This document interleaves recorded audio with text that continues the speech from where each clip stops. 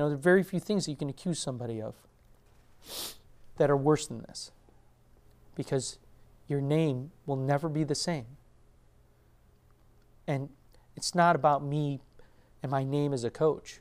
You know, it's me as a human being. I didn't do these things.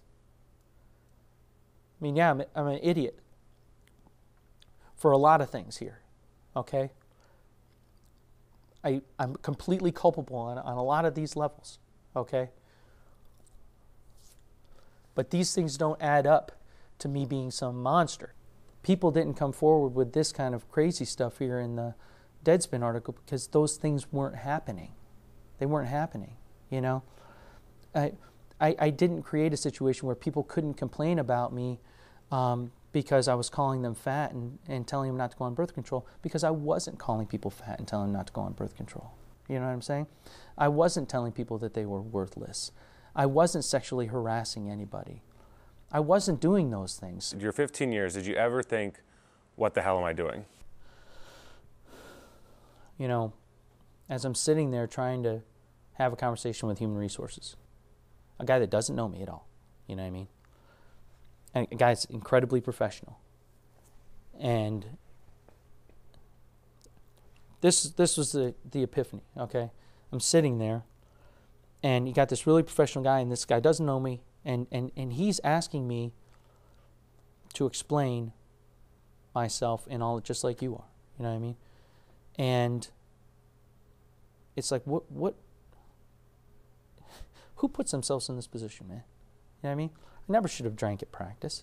You know what I mean? Regardless if it was only a couple of times and it was at 7:30 at night, it doesn't matter. It should never have happened. So like at the time, I'm just trying to justify it. You know what I mean? At the time when they're asking about the drunk driving thing, it's like, no, I was never drunk. No one on my team has ever seen me drunk, ever. But what the hell am I doing even having a couple of drinks before I'm driving a van? Like, you're an idiot.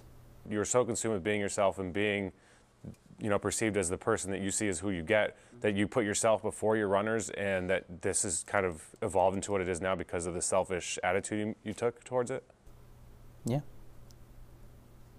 You know, like, I was more concerned with being myself than I was with being professional.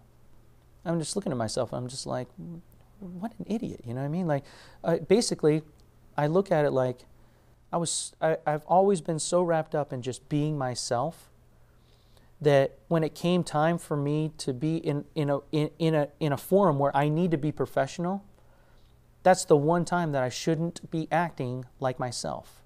So then he's like, so what you're saying is that you admit to being in a relationship with one of your former athletes. You admit the fact that you have had assistant coaches that have either dated or whatever athletes, and you didn't do anything about it, and you didn't report it, which is obviously a violation of the university's policy.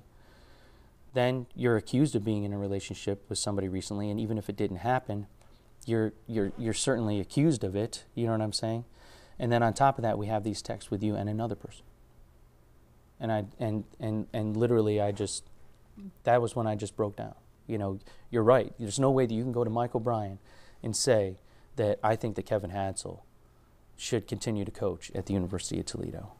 That is just the beginning. We're going to break down the series over the next few days, and you can only see it right here on WNWO. We'll also have everything on our website at northwestohio.com.